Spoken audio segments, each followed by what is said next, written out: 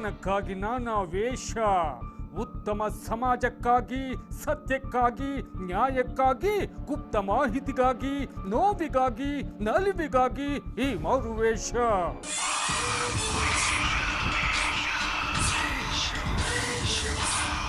ಆ ವ್ಯಕ್ತಿಯ ಜೀವನದಲ್ಲಿ ಆಗಿದ್ದೇನು, ವೀಕ್ಷಕ ಪ್ರಭುಗಳು ಮಾಡಿದ್ದೇನು.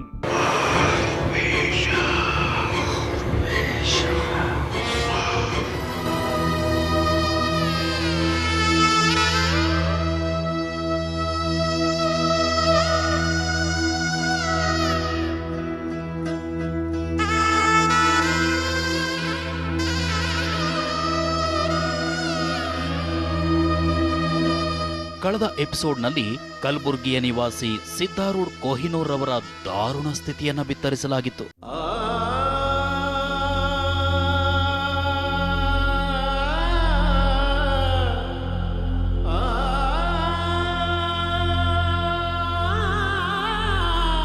ನಾ ಏನು ಮಾಡಬೇಕು ಅಂತ ನನಗೆ ಮುಂದೆ ದಾರಿ ಕಾಣಲಾಗ್ಯದ. ಒಂದು ಸೆಕೆಂಡ್ ನಾನು ಸಾಯ್ಬೇಕು ಅಂತ ಡಿಸೈಡ್ನು ಮಾಡಿದೆ, ಏನಾಗ್ತದೆ ಆಗಲಿ ಅಂತ. ಬಟ್ ನನ್ನ ಮಗಳ ಮುಖ ನೋಡ್ಕೊಂಡು ನಂಗೆ ಬದುಕಬೇಕಂತ ಒಂದು ಇದು ಬಂದದ. ಒಂದು ಮಾಹಿತಿಯನ್ನಾಧರಿಸಿ ನಮ್ಮ ಮಾರುವೇಷ ತಂಡವು ಕಲಬುರ್ಗಿಯಲ್ಲಿರುವ ಸಿದ್ದಾರೂಢರ ಮನೆಗೆ ಹೋದಾಗ ಸಿದ್ದಾರೂಢ್ ತಾನು ಸಾಯಲು ನಿರ್ಧರಿಸಿದ್ದೆ, ಆದರೆ ಮಗಳ ಮುಖ ನೋಡಿ ಉಸಿರುಗಟ್ಟಿ ಜೀವನ ಸಾಗಿಸ್ತಿದ್ದೀನಿ ಅಂತ ಹೇಳಿದ್ರು. ನನಗೆ ಸಹಾಯ ಮಾಡಿ, ನಾನು ಬದುಕುಳಿಬೇಕು ಅಂತ ಕೇಳಿದ್ರು. ಇವಾಗ ನನ್ನ ಮಗಳದಳ ಏನು ಮಾಡಬೇಕು ಅಂತಿಲ್ಲ ರೀ. 2.5 ವರ್ಷನೇ ಕಳ್ಳ ಸರ್.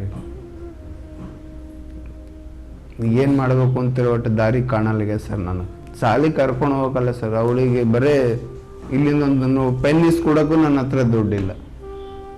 ಸ್ಕೂಲಿಗೆ ಸೇರಿಸಿದ್ರೆ ಇನ್ನು ಆಮೇಲೆ ಅದು ಉಳಿತಿರೋದು. ಈಗ ಒಂದು ಪೆನ್ ನೋಟ್ಬುಕ್ ತಂದು ಕೊಡ್ಬೇಕಂದ್ರೆ ನನ್ನ ಹತ್ರ ಕಾಸಿಲ್ಲ, ನನ್ನ ಹಾಸ್ಪಿಟ್ಲಿಗೆ ಕಾಸಿಲ್ಲ, ಎಲ್ಲದಕ್ಕೂ ತೊಂದರೆ ಇದೆ ಸರ್. ನಾನು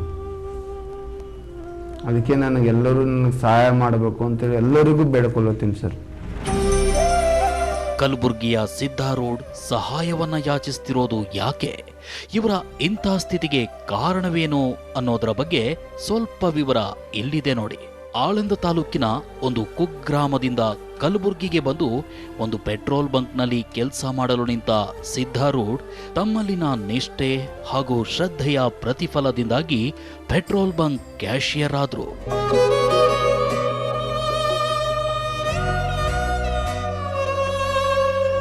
ಪೆಟ್ರೋಲ್ ಬಂಕ್ ಕ್ಯಾಶಿಯರ್ ಆದ ನಂತರ ಕಾಸಿಗೆ ಕಾಸು ಕೂಡಿಟ್ಟ ಸಿದ್ದಾರೂಢ್ ರಾಣಿಯವರನ್ನ ಮದುವೆಯಾದ್ರು.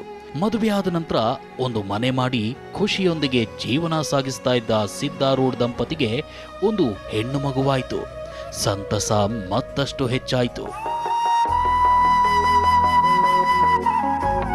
ಖುಷಿಯಿಂದ ಜೀವನ ಸಾಗಿಸ್ತಾ ಇದ್ದ ಸಿದ್ದಾರೂಢರ ಜೀವನದಲ್ಲಿ ವಿಧಿ ಆಟವನ್ನಾರಂಭಿಸಿತು. ಆ ಆಟವಾದ್ರೂ ಏನು ಅಂದ್ರೆ ಅಧಿಕ ರಕ್ತದೊತ್ತಡ ಕಾಣಿಸಿಕೊಂಡಿದ್ದು, 2 ಕಿಡ್ನಿಗಳು ಫೇಲ್ ಆಗಿದ್ದು. ಜ್ವರದಿಂದ BP ಹೈ ಆಗಿ ಕಿಡ್ನಿ ಫೇಲ್ ಆಗ್ಯವ್ರು. ಅವ್ರು BP ಹೈ ಇರೋಣ ಒಂದು ವಾರದ ಬಗ್ಗೆ ಟ್ಯಾಬ್ಲೆಟ್ ಕೊಟ್ಟು ನೋಡ್ಯಾರ. ಅವರು ಕಂಟ್ರೋಲಿಗೆ ಬರಲಿಲ್ಲ BP. ಕಡೆಗೆ ಅವರು ಹಾರ್ಟಿಂದ ಒಂದ್ಸಲ ಚೆಕ್ ಮಾಡ್ಕೊಳಕ್ಕೆ ನನಗೆ ಸರ್ ಬಲ್ ಕಳಿಸಿದ್ದಾರೆ. ಅವ್ರ ಬಲ್ಲ ಅದೆಲ್ಲ ನಾರ್ಮಲ್ ಬಂದದಂತಂದ್ರೆ ಮತ್ತು ಅವರು ನನಗೆ ಕಿಡ್ನಿ ಹಾಸ್ಪಿಟಲ್ಗೆ ಬಲ್ ಕಳಿಸಿದ್ರು. ಅದಾದಮೇಲೆ ಅವರೆಲ್ಲ ಪ್ರಾಬ್ಲಮ್ದಾಗ ಕಿಡ್ನಿ ಫೇಲ್ ಅಂತ ಅಂದಮೇಲೆ ಮತ್ತು ಸೋಲಾಪುರ ಮತ್ತು ಗುಜರಾತ್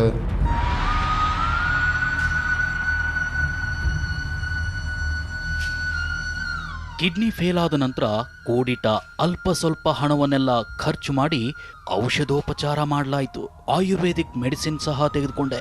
ಆದ್ರೆ ಯಾವುದಕ್ಕೂ ಸಮಸ್ಯೆ ನಿವಾರಣೆಯಾಗಿಲ್ಲ. ಸಮಸ್ಯೆ ದಿನದಿಂದ ದಿನಕ್ಕೆ ಹೆಚ್ಚಾಗ್ತಾ ಇದೆ. ಇದೀಗ ನಾವು 1 ರೂಪಾಯಿಗೂ ಸಮಸ್ಯೆಯನ್ನ ಅನುಭವಿಸ್ತಾ ಇದ್ದೀವಿ. ಈ ನಡುವೆ ಕಿಡ್ನಿ ಟ್ರಾನ್ಸ್ಫರ್ ಮಾಡಿಸ್ಕೊಳ್ಳೋಕೆ ವೈದ್ಯರು ಹೇಳ್ತಿದ್ದಾರೆ, ಏನಿಲ್ಲ ಅಂದ್ರೂ 20 ಲಕ್ಷ ರೂಪಾಯಿಗಳು ಖರ್ಚಾಗುತ್ತವೆ. ನಮ್ಮ ಹತ್ರ ಡಯಾಲಿಸಿಸ್ಗೂ ಹಣವಿಲ್ಲ, ಮೆಡಿಸಿನ್ ತೆಗೆದುಕೊಳ್ಳೋಕ್ಕೂ ಹಣವಿಲ್ಲ ಅಂತ ಸಿದ್ದಾರೂಢ್ ತಮ್ಮ ನೋವನ್ನ ತೋಡಿಕೊಂಡಿದ್ರು. ಅದು ಬರ್ತದೋ ಇಲ್ಲೋ, ಮ್ಯಾಚ್ ಆಗ್ತದೋ ಇಲ್ಲೋ ಅಂತ ಚೆಕ್ ಮಾಡಕ್ಕೆ ಹಾಸ್ಪಿಟಲ್ಗೆ ಹೋಗ್ಲಿಕ್ಕೂ ನನ್ನ ಹತ್ರ ಕಾಸಿಲ್ಲ. ಅದಕ್ಕಾಗಿ ಏನು ಮಾಡಬೇಕು ಅಂತ ಗೊತ್ತಾಗಲ್ಲ. ಟ್ರಾನ್ಸ್ಫರಿಗೆ ಒಂದು 8 ಲಕ್ಷ ರೀ, ಆಯಿತು. ಮೆಡಿಷನ್ಗೆ ಭಾಳ ಬರ್ತಾರೆ, ಮೆಡಿಷನ್ಗೆ ಒಂದು 7-8 ಲಕ್ಷ ಬರ್ಬೋದು ಒಂದು 2 ವರ್ಷಕ್ಕೆ ರೀ.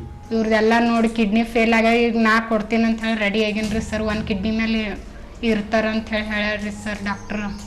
20 ವರ್ಷ ಆರಾಮ ಇರ್ಬೋದು, ಒಂದು ಕಿಡ್ನಿ ಮೇಲೆ ಯಾರಾದರೂ ನಿಮ್ಮ ಫ್ಯಾಮಿಲಿ ಮೆಂಬರ್ ಒಳಗೆ ಕಿಡ್ನಿ ಕೊಡ್ಬೋದು ಅಂತೇಳಿ ಹೇಳ್ಯಾರಿ ಸರ್.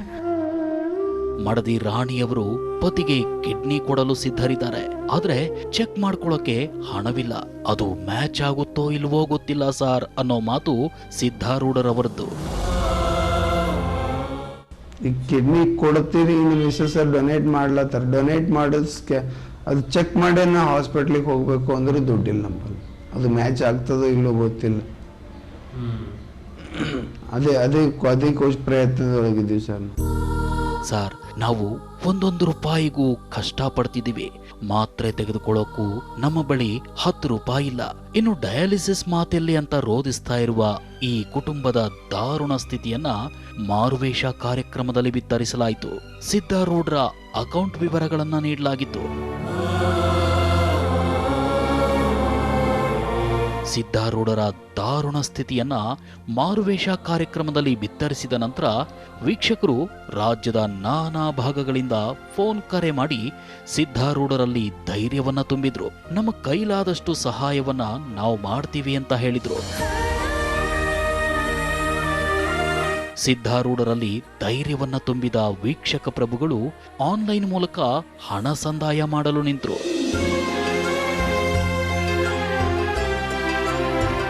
1 ರೂಪಾಯಿಗೂ ಕಷ್ಟಪಡ್ತಿರುವ 2 ಕಿಡ್ನಿಗಳ ವೈಫಲ್ಯದಿಂದ ಸಾವು ಬದುಕಿನ ನಡುವೆ ಹೋರಾಟ ನಡೆಸುತ್ತಿರುವ ಸಿದ್ಧಾರೂಢ್ಗೆ ವೀಕ್ಷಕ ಪ್ರಭುಗಳು ಇಲ್ಲಿಯವರೆಗೂ ಸಂದಾಯ ಮಾಡಿರುವ ಹಣವಾದ್ರೂ ಎಷ್ಟು ಅಂದ್ರೆ 2 ಲಕ್ಷ ರೂಪಾಯಿಗಳು.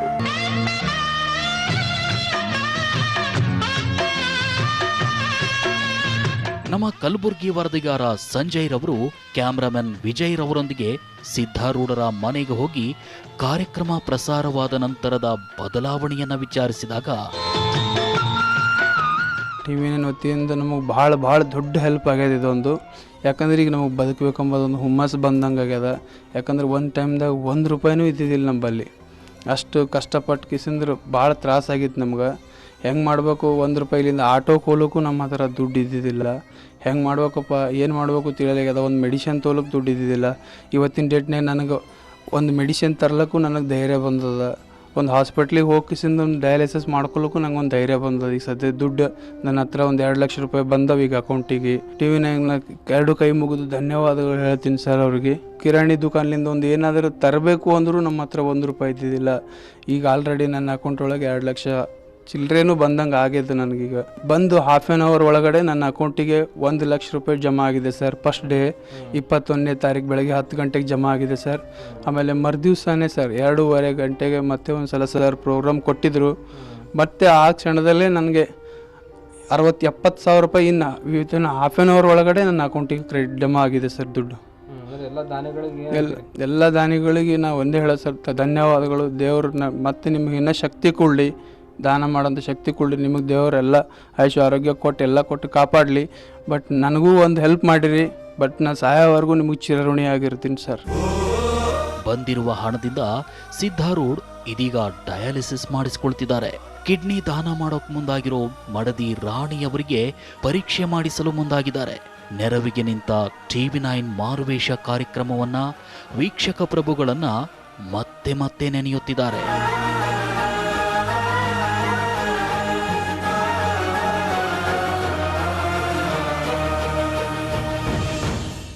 ನಮ್ಮ ಮಾರುವೇಷ ತಂಡವು ಆ ಮನೆಗೆ ಹೋದಾಗ ಒಂದು ವಿಚಿತ್ರ ಸಂಗತಿ ಬಯಲಾಯಿತು.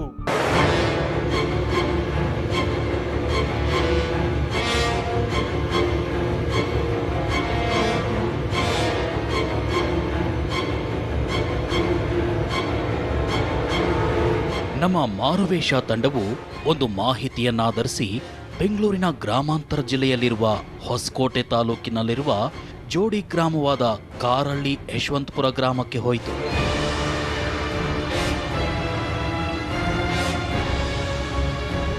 ಕಾರಳ್ಳಿ ಯಶವಂತಪುರ ಗ್ರಾಮಕ್ಕೆ ಬಂದ ನಮ್ಮ ತಂಡವು ಗ್ರಾಮದ ನಾನಾ ಜನರನ್ನ ಭೇಟಿ ಮಾಡಿತು. ಆನಂತರ ಆ ಮನೆಯ ಕಡೆ ಹೋಯಿತು.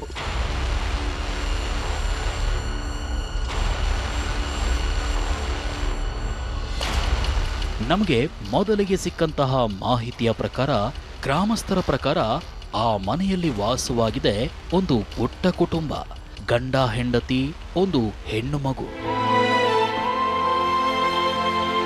ಪತಿಯದ್ದು ಸೆಕ್ಯೂರಿಟಿ ಕೆಲಸ, ಪತ್ನಿ ಕೂಲಿಗೆ ಹೋಗ್ತಾರೆ. ಗಂಡ ಹೆಂಡತಿ ಇಬ್ರು ಮಗಳನ್ನ ಚೆನ್ನಾಗಿ ಓದಿಸೋ ಪಣ ತೊಟ್ಟು ಓದಿಸಲು ನಿಂತರು.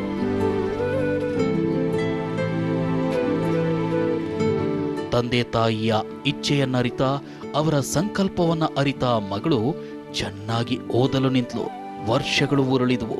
ಮಗಳಿಗೆ 15 ವರ್ಷಗಳಾದವು, 16 ವರ್ಷಗಳಾದವು.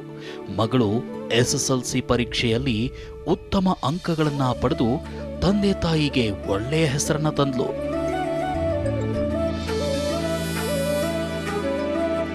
ಮಗಳು ಉತ್ತಮ ಅಂಕಗಳೊಂದಿಗೆ SSLC ಪಾಸ್ ಮಾಡಿದ ಸಂಗತಿ ಪೋಷಕರಲ್ಲಿ ಬಹಳಷ್ಟು ಖುಷಿಯನ್ನ ತಂದಿತು. ತಮಗೆಷ್ಟೇ ಕಷ್ಟವಾದರೂ ಪರವಾಗಿಲ್ಲ, ಓದನ್ನ ನಿಲ್ಲಿಸಬಾರದು ಅಂತ ಹೇಳಿ ಮಗಳನ್ನ PUCಗೆ ಸೇರಿಸಿದ್ರು. ಮಗಳು ಮೊದಲ PUCಯಲ್ಲೂ ಉತ್ತಮ ಅಂಕಗಳನ್ನ ಪಡೆದು ಪಾಸ್ ಮಾಡಿ 2ನೇ PUCಗೆ ಹೋದ್ಲು. ಒಂದು ಗುರಿಯನ್ನಿಟ್ಕೊಂಡು ಚೆನ್ನಾಗಿ ಓದಲು ನಿಂತ ಮಗಳಲ್ಲಿ ಒಂದು ವಿಚಿತ್ರತೆ ಕಾಣಿಸಿಕೊಳ್ಳಲು ನಿಂತಿತು. ಆ ವಿಚಿತ್ರವೇ ಪೆನ್ನು ಹಿಡಿಯಲಾರದಂತ ಸ್ಥಿತಿ ಎದುರಾಗಿದ್ದು, ನಡೆಯಲಾಗದಂತ ಸ್ಥಿತಿ ಸೃಷ್ಟಿಯಾಗಿದ್ದು, ದೇಹದಲ್ಲಿ ರಕ್ತದ ಪ್ರಮಾಣ ಕಡಿಮೆಯಾಗಿ ಇದೀಗ ಆಕೆ ಸಾಯುವ ಹಂತ ತಲುಪಿರೋದು. ಹಾಗೆ ಸಾವು ನೋವಿನ ನಡುವೆ ಹೋರಾಟ ನಡೆಸ್ತಿರುವ 18 ವರ್ಷದ ಆ ಬಾಲಕಿ ಇದೀಗ ಇರೋದು ಹೇಗೆ ಅಂದ್ರೆ ಹೀಗೆ.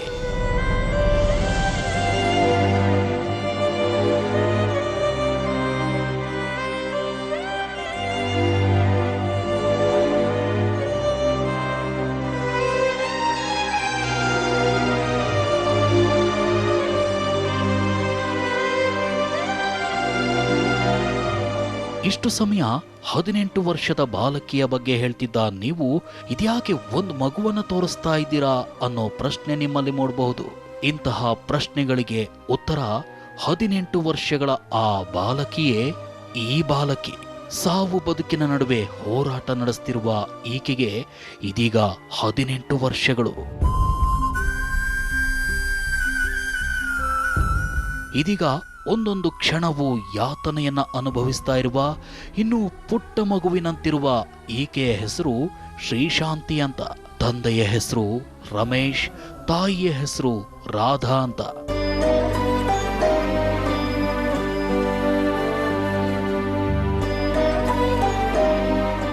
ರೋದಿಸುತ್ತಾ ತಂದೆ ತಾಯಿ ಮಗಳನ್ನ ಕಾಡ್ತಾ ಇರುವ ವಿಚಿತ್ರ ಸಮಸ್ಯೆಯ ಬಗ್ಗೆ ವಿವರಿಸಲು ನಿಂತರು. ಸರ್, ಮಗಳಿಗೆ 5ನೇ ವರ್ಷದಲ್ಲಿ ಜಾಂಡೀಸ್ ಕಾಣಿಸ್ಕೊಳ್ತು. ಆನಂತರ 8ನೇ ವರ್ಷಕ್ಕೆ ಬೆಳವಣಿಗೆನೇ ನಿಂತು ಹೋಯ್ತು. ಆರೋಗ್ಯದಲ್ಲಿ ಸದಾ ಏರುಪೇರು. ಅಂದಿನಿಂದ ಇಂದಿನವರೆಗೂ ಎಲ್ಲಾ ವಿಧವಾದ ಪರೀಕ್ಷೆಗಳನ್ನ ಮಾಡಿಸಿದೀವಿ.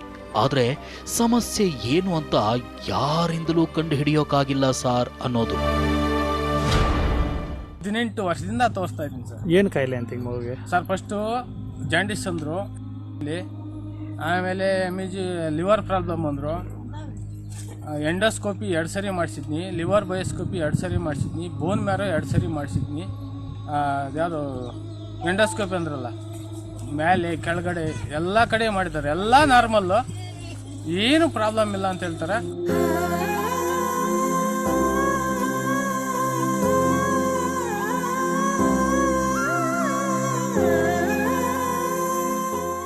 ಈಗ ಅವಳು ಕಾಲೇಜ್ಗೆ ಒಂದಷ್ಟು ದಿವಸ ಓದ್ಲು, ಫಸ್ಟ್ PU ಮಾಡಿದ್ಲು. ಆಮೇಲೆ ಅವಳ ಕೈಲಿ ಆರೋಗ್ಯ 7 ತಿಂಗಳಿಂದ ಅವಳಿಗೆ ಅದೇ ಥರನೇ ಪ್ರಾಬ್ಲಮ್ ಮಗುವಿಂದನೂ. ಈಗ 18 ವರ್ಷ ಇವಾಗ ಅವಳಿಗೆ. 11 ವರ್ಷದಿಂದನೂ ಇಂದಿರಾ ಗಾಂಧಿ ಮಕ್ಕಳ ಆಸ್ಪತ್ರೆಯಲ್ಲಿ ತೋರಿಸಿದ್ವಿ. ಆದರೆ ಅವ್ರಿಗೇನು ಪ್ರಾಬ್ಲಮ್ ಅಂತ ಕಂಡುಹಿಡಿಯೋಕ್ಕಾಗಲಿಲ್ಲ.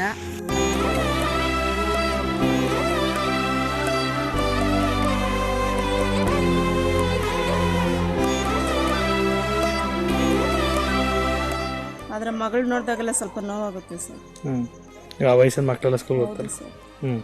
ಈಗ 18 ವರ್ಷ ಅಂದರೆ ಅವಳಿಗೆ ಮದುವೆ ವಯಸ್ಸು. ಈಗ ಎಲ್ಲ ಮಕ್ಕಳ ಥರನೂ ಅವಳು ನಾರ್ಮಲಾಗಿ ಬೆಳೆದಿಲ್ಲ. ಯಾವ ಮಕ್ಕಳ ಜೊತೆನೂ ಅವಳು ಸೇರೋದು ಇಲ್ಲ, ಒಬ್ಬಳೇ ಒಂಟಿಯಾಗಿರ್ತಾಳೆ ಮನೇಲಿ. ಅವಳು ನೋಡಿದಾಗೆಲ್ಲ ಸ್ವಲ್ಪ ನೋವಾಗುತ್ತೆ.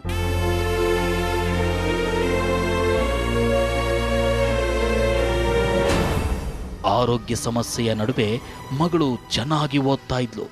SSLC ಆಯಿತು, ಮೊದಲನೇ PUCಯನ್ನು ಮುಗಿಸಿದ್ಲು. 2ನೇ PUCಗೆ ಹೋದ ನಂತರ ದೇಹದಲ್ಲಿ ರಕ್ತ ಕಡಿಮೆಯಾಗಿ ಬಿಡ್ತು. ಹಿಮೋಗ್ಲೋಬಿನ್ ಪ್ರಮಾಣ 5 ಗ್ರಾಂಗೆ ಇಳಿದು ಬಿಡ್ತು. ಬೆನ್ನು ಹಿಡಿಯಲು ಸಾಧ್ಯವಾಗದಂತ, ಓಡಾಡಲು ಸಾಧ್ಯವಾಗದಂತ, ಕಾಲೇಜಿಗೆ ಹೋಗಲಾರದಂತಹ ಸ್ಥಿತಿ ಎದುರಾಗಿಬಿಟ್ಟಿದೆ. ಈಗ ರಕ್ತ ಕಡಿಮೆ ಇದೆ. ಇಡೀ ಆಸ್ಪತ್ರೆಗಳೆಲ್ಲ ಓಡಾಡಿದ್ವಿ, ಎಲ್ಲೂ ಇದುವರೆಗೂ ರಕ್ತನೂ ಹಾಕ್ಸಿಲ್ಲ. ಫಸ್ಟ್ ಟೆಸ್ಟ್ ಮಾಡಿಸ್ರಿ ಅಂತ ಹೇಳ್ತಾರೆ. ಬರೀ 5 ಗ್ರಾಮ್ ಇದೆ ಅಷ್ಟೇ ಸರ್ ರಕ್ತ. ಇದುವರೆಗೂ ತೋರಿಸ್ತಾನೆ ಇದೀವಿ, ರಕ್ತ ಮಾತ್ರ ಹಾಕಿಲ್ಲ. ಈಗ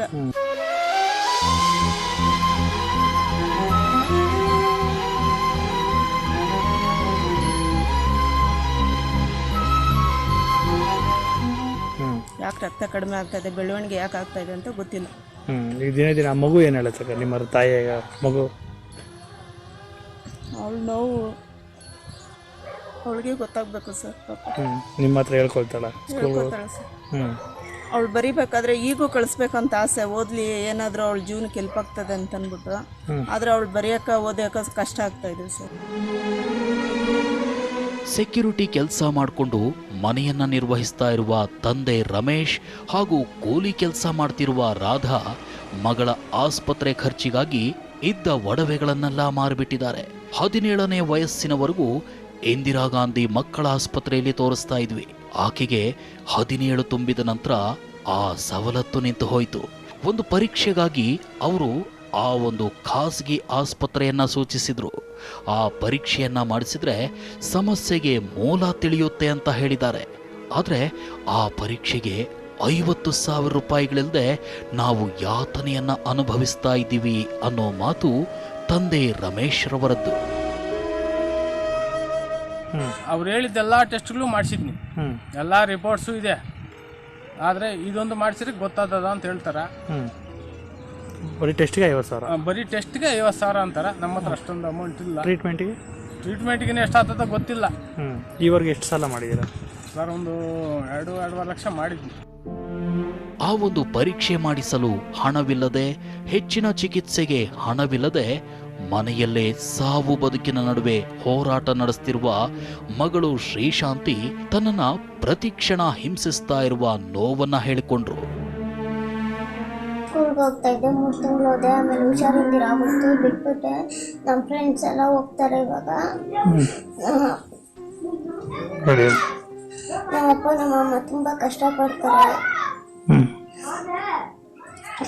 ಬರೆಯೋಕ್ಕಾಗಲ್ಲ ನನ್ನಿಂದ. ಅದಕ್ಕೆ ಕಾಲೇಜ್ ಬಿಟ್ಬಿಟ್ಟೆ. ಜಾಸ್ತಿ ಹೊತ್ತು ಕುತ್ಕೊಂಡಿರಕ್ಕಾಗಲ್ಲ, ಬೆನ್ನು ನೋವು ಬರುತ್ತೆ. ಬರೆಯೋಕ್ಕೂ ಆಗಲ್ಲ, ಕೈಗಳೆಲ್ಲ ಎಳ್ಕೊಂಡು ಹೋಗುತ್ತೆ.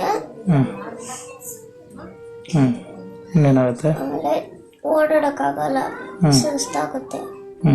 ಎಲ್ರ ಥರ ಇದ್ದಿದ್ರು ನಾನು ಹೋಗ್ಬೋದಾಗಿತ್ತು. ನಮ್ಮಪ್ಪ ನಮ್ಮಮ್ಮ ನನ್ನಿಂದ ತುಂಬ ಕಷ್ಟಪಡ್ತಾರೆ. ತುಂಬ ಅಳ್ತಾರ ಅಪ್ಪ ಅಮ್ಮ? ಏನು ಕೆಲಸ ಮಾಡ್ತಾರೆ ನಿಮ್ಮಪ್ಪ? ಅಪ್ಪ ಸೆಕ್ಯೂರಿಟಿ ಕೆಲ್ಸಕ್ಕೆ ಹೋಗ್ತಾರೆ, ನಮ್ಮಮ್ಮ ಕೂಲಿ ಕೆಲ್ಸಕ್ಕೆ ಹೋಗ್ತಾರೆ. ಎಲ್ರ ಥರ ನಾನು ಹೋಗ್ಬೇಕು ಅನ್ಕೊಂಡಿದ್ದೆ.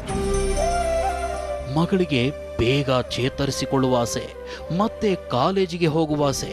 ಆದರೆ ಹಣದ ಸಮಸ್ಯೆಯಿಂದಾಗಿ ನಮ್ಮಿಂದ ಆ ಒಂದು ಪರೀಕ್ಷೆಯನ್ನು ಕೂಡ ಮಾಡಿಸಲು ಸಾಧ್ಯವಾಗ್ತಿಲ್ಲ. ನೋಡಿಕೊಂಡು ಸುಮ್ಮನೆ ಕೂರೋಕ್ಕೂ ಕೂಡ ಆಗ್ತಿಲ್ಲ. ನಾವು ಬದುಕಿರೋದೇ ವ್ಯರ್ಥ ಅನ್ನೋ ನೋವಿನ ಮಾತು ಪೋಷಕರದ್ದು. 18 ವರ್ಷದಿಂದ ಸಾರ್ ತೋರಿಸಿ ಜೀವನನೇ ಬೇಡ ಅನ್ಸ್ಬಿಟ್ಟದೆ. ಆದ್ರೆ ಏನು ಮಾಡೋಕ್ಕಾಗಲ್ಲ, ನೋಡಿ ಅಂದ್ರಕ್ಕಾಗಲ್ಲಲ್ವಾ? ಏನೋ ಸಾಲ ಮಾಡಿಸೇಬೇಕಲ್ವ. ಈಗ ಎಷ್ಟು ವರ್ಷ ಬಂದಿದೆ ಮಗು? 18 ವರ್ಷ ಸರ್. ಏನು ಅನ್ಸುತ್ತೆ ಬೇರೆ ಮಕ್ಕಳು ನೋಡಿ ಆ ಮಗು ನೋಡಿದಾಗ? ಬೇಜಾರಾಗುತ್ತೆ ಸರ್, ಏನು ಮಾಡೋಕ್ಕಾಗ್ತದೆ, ನಮ್ಮ ಮನೆ ಬರ ಅಷ್ಟೇ.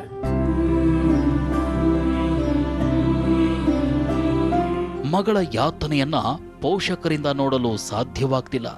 ಪೋಷಕರ ಯಾತನೆಯನ್ನ ಮಗಳ ಕೈಲಿ ಸಹಿಸಲಾಗ್ತಿಲ್ಲ. ಇಂಥ ನೋವಿನ ಸ್ಥಿತಿಯಲ್ಲಿರುವ ಈ ಕುಟುಂಬದ ನೆರವಿಗೆ ನೀವು ನಿಂತ್ರೆ ಮಗಳು ಶ್ರೀಶಾಂತಿಗೆ ಆ ಒಂದು ಪರೀಕ್ಷೆ ಮಾಡಿಸಬಹುದಾಗಿದೆ, ಹೆಚ್ಚಿನ ಚಿಕಿತ್ಸೆಯನ್ನ ಕೊಡಿಸಬಹುದಾಗಿದೆ.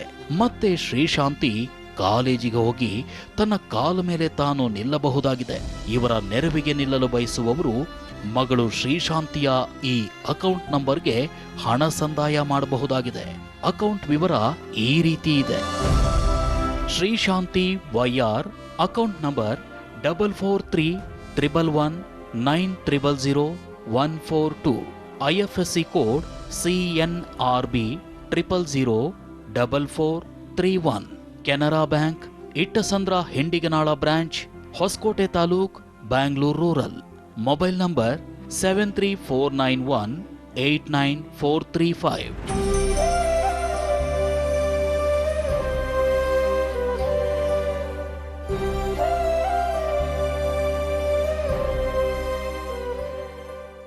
ಹದಿನೆಂಟು ವರ್ಷಗಳಾದರೂ ಇನ್ನೂ ಮಗುವಿನಂತಿರುವ, ಸಾವು ಬದುಕಿನ ನಡುವೆ ಹೋರಾಟ ನಡೆಸುತ್ತಿರುವ ಶ್ರೀಶಾಂತಿಯ ಸಹಾಯಕ್ಕೆ ನಾವು ನೀವು ನಿಂತರೆ ಅವರು ಗುಣಮುಖರಾಗಬಹುದು. ಶಿಕ್ಷಣವನ್ನು ಮುಂದುವರಿಸಿ ತಮ್ಮ ಕಾಲ ಮೇಲೆ ತಾವು ನಿಂತುಕೊಳ್ಳಬಹುದು. ಇಲ್ಲಿ ಜೀವನಕ್ಕಾಗಿ ನಾನಾ ವೇಷ, ಉತ್ತಮ ಸಮಾಜಕ್ಕಾಗಿ ಈ ಮಾರುವೇಷ.